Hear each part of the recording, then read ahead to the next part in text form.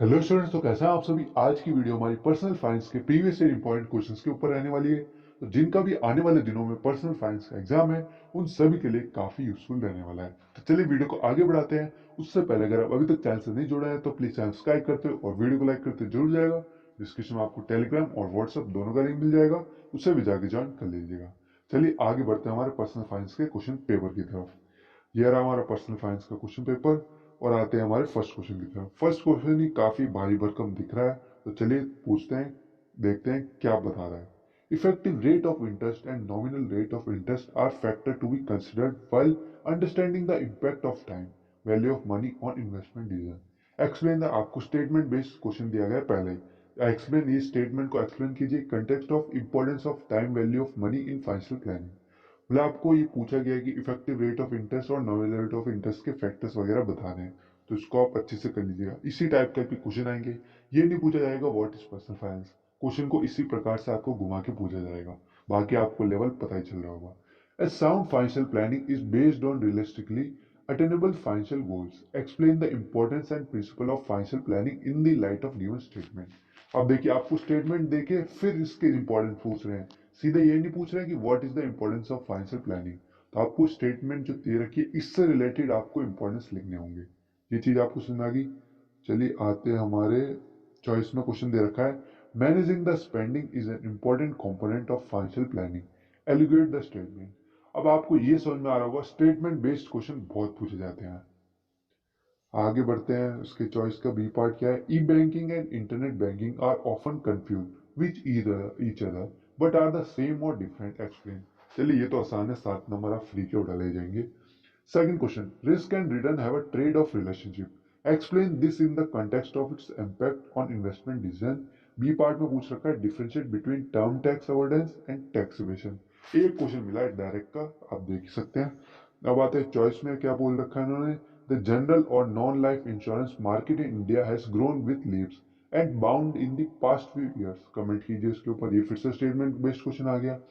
Keeping in view the needs of poor people of India, Government of India have also introduced few governments pensions plan. Explain. Pension plans के ऊपर बनाना है तो आप इसे अच्छे से कर सकते हैं।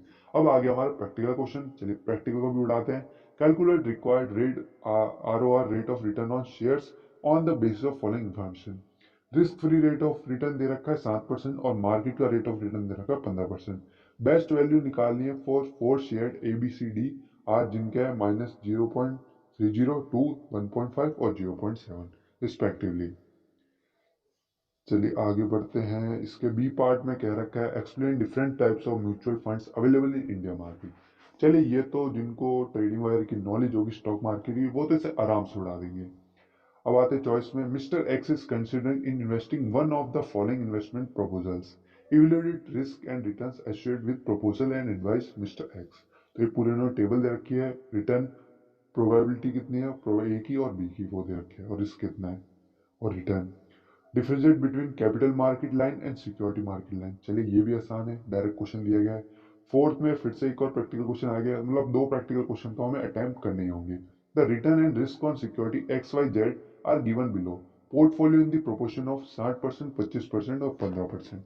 ये चीज हमें समझ गई। मतलब 100 को 60% डिवाइड कर रखा है एक्स में, वाई को 25% और जेड को 15%, सबसे कम रिटर्न। अब रिटर्न कितना मिल रहा है एक्स को, 14% सबसे ज्यादा मिल रहा है जेड को। और क्योंकि रिस्क सबसे ज्यादा जेड ले रहा है तो रिटर्न भी उसे ज्यादा मिलेगा। Find expected return and risk of portfolio in beta is 0.4। अब आगे चलते हैं बी पार्ट में। Systematic and unsystematic risk are part of every portfolio and can only be reduced up to extent. Comment on this statement. ये तो आप बना के भी लिख सकते हो। चॉइस में दे रखा है, commodity derivatives are growing as one of the popular investment tools. Explain the statement in the context of Indian commodity market. इसके B part, reverse mortgage can be good source of regular income, still it's unpopular in India. Explain कीजिए। अब आता है हमारा last question, जो कि है short note का। कोई से भी 3 करने हैं, पर आपको इन सब की प्रैक्टिस होनी चाहिए, क्योंकि इनमें से एक आधा भी आ गया तो आपके फ्री के नंबर है 5 number. Car loan, E banking, digital wallet, credit card cloning, बेटा प्रॉपर्टी इंश्योरेंस। अब देखिए, मैं होता तो उसमें ई बैंकिंग को उड़ा लेता, डिजिटल वॉलेट को उड़ा लेता, कार लोन और प्रॉपर्टी इंश्योरेंस आराम से आप बना के पूरा लिख सकते हैं। तो ये तो था हमारा पर्सनल फाइनेंस का क्वेश्चन पेपर। तो इनकी अच्छे से प्रैक्टिस कीजिएगा और भी टॉपिक्स कीजिएगा। इसी टॉपिक से आपको कोई दूसरा क्वेश्चन पूछ सकता है या फिर इन्हीं क्वेश्चन को घुमा के आपसे पूछ सकता है। तो चलिए वीडियो को ही खत्म करते हैं।